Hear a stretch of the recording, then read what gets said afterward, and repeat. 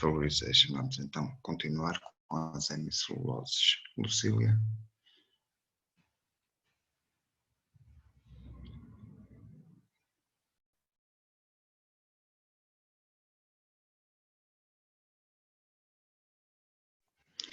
Lucília, se calhar tens que ativar o microfone. Sim, eu estou sim, a tentar, agora sim. eu estou a tentar é voltar ao Zoom, que me perdi aqui. Só um bocadinho. Ai, pronto, queria ligar a câmera também, não é?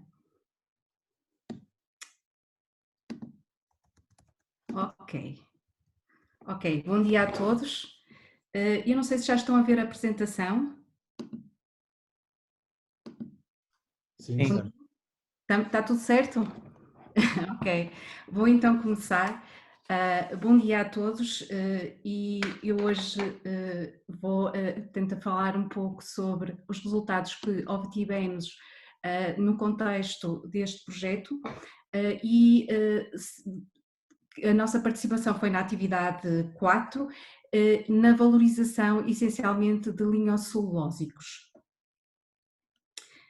Neste projeto estivemos então inseridos na atividade 4, como dizia, cujo objetivo é aumentar o valor de resíduos e de bioprodutos através do bioprocessamento destes. E o foco principal na nossa atividade foi a valorização dos lignocelulósicos como um todo, mas mais em particular da fração hemicelulósica, que será o que eu hoje vos vou falar. No entanto, a respeito da valorização de lignocelulósicos como um todo para a produção de etanol, desenvolvemos também alguns processos com diferentes matérias-primas, desde logo com a casca de eucalipto, com também o grão gasto da produção de cerveja e também com algas marinhas. Mas o meu foco hoje será mais então a valorização da fração hemicelulósica. Como já vimos aqui hoje, os lignoceluloses são compostos por 3 frações essenciais, que são a celulose, a hemicelulose, a lignina, e a composição destas frações varia consoante a matéria-prima. A hemicelulose pode ir até 40% desta biomassa, dependendo das matérias-primas, sendo assim então uma fração importante para a sua valorização. Algumas desvantagens em termos de valorização desta fração. A hidrólise, desde logo, da hemicelulose requer um tratamento químico ou enzimático e também a hemicelulose é maioritariamente, normalmente, constituída por pentoses, o que a levedura Saccharomyces cerevisiae, que é mais utilizada nos processos de produção de bioetanol, é incapaz de metabolizar. Por outro lado, esta fração, consoante o tratamento a que ela é sujeita, também gera bastantes inibidores. Assim, e o trabalho aqui desenvolvido e que eu hoje vou apresentar visa a modificação genética de leveduras industriais. Porque industriais? Porque são leveduras que já estão mais resistentes e mais tolerantes a estes compostos inibitórios que possam ser formados para valorização da fração hemicelulósica. Irei abordar inicialmente a produção de etanol, o processo bioconsolidado também para a produção de etanol e depois, por último, a produção de alguns adoçantes, xilitol e arabitol. Começando então pela produção de etanol, engenheiramos então ou modificamos geneticamente diferentes tipos industriais e com 2 vias diferentes para a metabolização da xilose. Estas 2 vias são muito usadas na literatura. Há uma via que engloba 2 enzimas, uma xilose redutase e uma xilose desidrogenase, da levedura Pichia stipes, e outra via também muito utilizada que usa apenas uma enzima, que é a xilose isomerase de Clostridium phytofermentans. Além de usarmos as 2 vias em separado, também testamos a utilização das 2 vias em conjunto. Portanto, estas 3 vias metabólicas foram transformadas em diferentes leveduras industriais e depois as leveduras foram testadas a diferentes temperaturas, 30 e 40, porque o background é de levedura termotolerante. E também testamos então a hidrolisado de corn cob. Curiosamente, verificamos que a via que tenha uma única enzima da xilose isomerase é benéfica em termos de produção de etanol, claramente, e isto porque permite que as leveduras não produzam xilitol. E, portanto, podemos ver, de facto, este efeito benéfico desta via na produção de etanol. Por outro lado, quando usamos o hidrolisado de corn cob, podemos verificar que havia um efeito sinergético das duas vias. Aqui do lado esquerdo podemos ver o hidrolisado de corn cob detoxificado, ou seja, sem os inibidores, e neste caso, mais uma vez, quer para um background, aqui temos os dois backgrounds de levedura, quer para um, quer para o outro, onde nós obtivemos maior produção de etanol foi quando as leveduras estavam modificadas com a via de uma única enzima da xilose isomerase. Quando optamos então por não detoxificar, ou seja, nesse caso o hidrolisado estará com os inibidores, verificamos que a presença das duas vias era vantajosa para a produção de etanol. Assim, fomos verificar qual o efeito de cada uma destas vias de detoxificação de furfural e HMF, que são os principais inibidores presentes nestes hidrolisados. E, curiosamente, podemos constatar que a via das duas enzimas, de facto, tem um efeito benéfico na detoxificação destes compostos, conforme podem ver aqui neste gráfico. Por exemplo, a azul temos as leveduras modificadas com a via das duas enzimas apenas, e veem que as curvas azuis estão aqui mais rapidamente a detoxificar. A Bordeaux, quando temos as duas vias em conjunto, e aqui apenas a via de uma única enzima que claramente detoxifica mais tarde.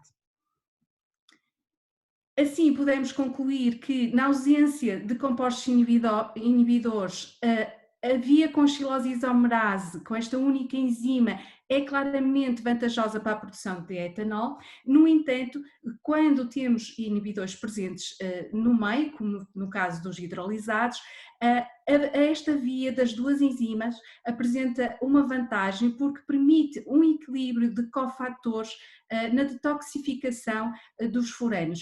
E por isso, no caso dos hidrolisados, será vantajoso usar então as duas vias em conjunto, conseguindo assim o melhor dos dois mundos. Avançando então no processo, utilizamos então estas leveduras já com estas duas vias, que vimos que então teriam vantagens, e fomos modificá-las para terem à superfície da levedura as enzimas hemicelulolíticas que permitem então degradar ou hidrolisar a fração hemicelulósica. E essas leveduras construídas foram então utilizadas em corn cob na fração hemicelulósica a 40 graus. Novamente, nós testamos inicialmente diferentes backgrounds de levedura e podemos escolher um background que, com as enzimas à superfície, apresentou então uma melhor performance na produção de etanol. Com este background estudamos também o efeito da concentração de inóculo e podemos obter uma concentração de etanol que é mais alta e um rendimento a nível de processo bioconsolidado. Assim, e resumindo, conseguimos obter então a concentração de etanol mais elevada numa conversão direta da fração hemicelulósica, ou seja, sem adição externa de enzimas.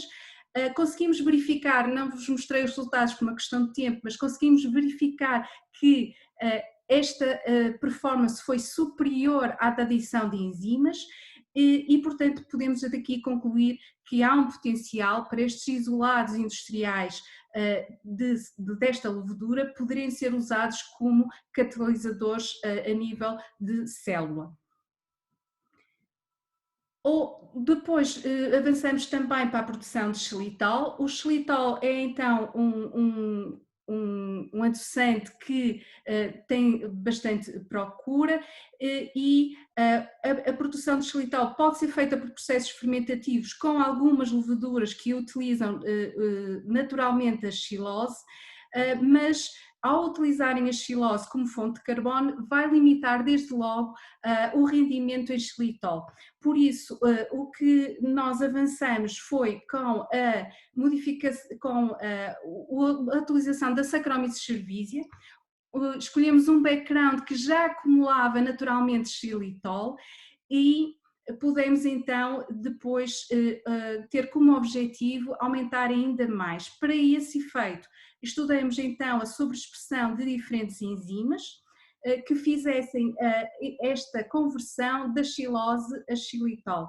Aqui a vantagem é que a Saccharomyces cerevisiae, ao não utilizar a xilose como fonte de carbono para o seu metabolismo, vai usar toda a xilose para esta conversão. E escolhemos então a enzima que melhor os resultados se obteve, que foi aqui, curiosamente, a GRE3, que é uma aldose redutase não específica, e com esta levedura modificada geneticamente, analisamos então um processo fed-batch de produção de conversão de xilose a xilitol, com adição de concentrações residuais de glucose para a manutenção do metabolismo celular. Conseguimos, aumentando a concentração de xilose, aumentar a concentração de xilitol até valores de 149, 150 gramas litro. Avançando um pouco mais, tivemos como objetivo então utilizar o hidrolisado hemicelósico de corn cob e com esta levedura. Verificamos que usando o hidrolisado não detoxificado e também suplementado com glucose num modo fed-batch, conseguimos obter então com uma conversão de 0,9, portanto bastante alta, e assim resolvemos otimizar este processo apostando em elevadas cargas de sólidos, testando diferentes cargas de sólidos e também otimizando então a utilização do whole slurry, que nos permitiria obter a glucose a partir da fração hemicelulósica e a xilose a partir da fração hemicelulósica. Portanto, a glucose a partir da celulósica e a xilose a partir da hemicelulósica. Começamos por ver a concentração ótima de sólidos, que vimos que seria 25%, a temperatura, que vimos que seria 35%, e também a carga enzimática e a configuração do processo de fermentação. Neste caso, testamos uma pré-sacarificação e seguida de uma sacarificação e fermentação simultânea. O que é que isto quer dizer? Portanto, nas primeiras 24 horas não adicionamos a levedura, adicionamos só a carga enzimática e depois adicionamos a levedura. Testamos também a sacarificação e fermentação em simultâneo e neste caso obtivemos melhores resultados. Face a isto, procedemos então a uma otimização por desenho factorial deste processo de fermentação simultânea. Para tal, testamos diferentes concentrações de sólido e também diferentes concentrações de enzima. Verificamos que a carga de sólidos tinha um efeito negativo e a carga de enzima mostrou um efeito positivo e pudemos determinar as condições ótimas para a produção de xilitol. Utilizando as condições ótimas, obtivemos cerca de 44 gramas litro e conseguimos então obter um processo de sacarificação e fermentação simultânea a partir do corn cob, usando o whole slurry, que é a fração sólida e líquida, nas condições ótimas. No entanto, verificamos que este processo vai gerar uma acumulação de ácido acético durante a fermentação que afeta o seu rendimento. Por isso, pensamos num processo alternativo de hidrólise ácida e que o que permite esta hidrólise ácida é que seja possível detoxificar completamente antes da fermentação. Assim, com este processo de hidrólise ácida e de detoxificação, conseguimos obter então uma concentração de xilitol já bastante promissora de 72 gramas litro. E como a Eduarda falou, esta mesma levedura foi possível utilizar então num processo com solventes eutéticos que nas baixas concentrações, como a Eduarda referiu, a levedura mostrou ser resistente e, portanto, também aqui apresenta grande potencialidade. Por último, referir então a produção de arabitol. Verificamos que esta enzima que tínhamos sobre expresso também faz a conversão de arabinose e arabitol. Assim, decidimos explorar também esta vertente, uma vez que muitos dos materiais hemicelulósicos também têm arabinose na sua constituição.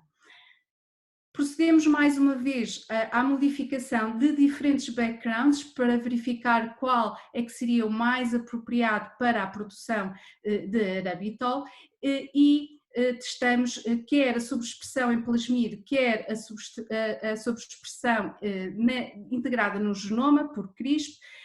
Escolhemos então a melhor levedura e procedemos então a um processo fed-batch para a produção de arabitol a partir da arabinose, que nos levou à concentração de 23 gramas litro e a uma conversão de 1 para 1, ou seja, a quantidade de arabinose é completamente convertida em arabitol. Assim, a sobreexpressão deste gene GRE3 permitiu não só a conversão eficiente da xilose em xilitol, mas também da arabinose em arabitol, o que nos leva a concluir que este pode ser uma plataforma muito interessante para a produção de múltiplos açúcares, de múltiplos álcools. Para terminar, eu gostaria de agradecer desde logo ao projeto, agradecer a vossa atenção e também aos vários colaboradores, em particular a Sara Batista, que foi bolseira deste projeto, o Pedro também foi bolseiro do projeto, mas também a outros colaboradores que tiveram presentes nestes trabalhos que eu apresentei, como a Joana, a Lóia, o Eduardo. Referir que nós estamos a trabalhar também noutros produtos por modificação genética e esta é neste momento a imagem da levedura com todas as modificações que temos feito e agradeço a vossa atenção e estou disponível para qualquer questão que queiram colocar. Muito obrigada. Muito obrigado, Lucília. Eu agradecia então que levantassem a mão ou mandassem uma mensagem através do chat e agradecia também que vocês ligassem as câmaras quando fizessem perguntas, é mais fácil para a gente ver com quem estamos a conversar.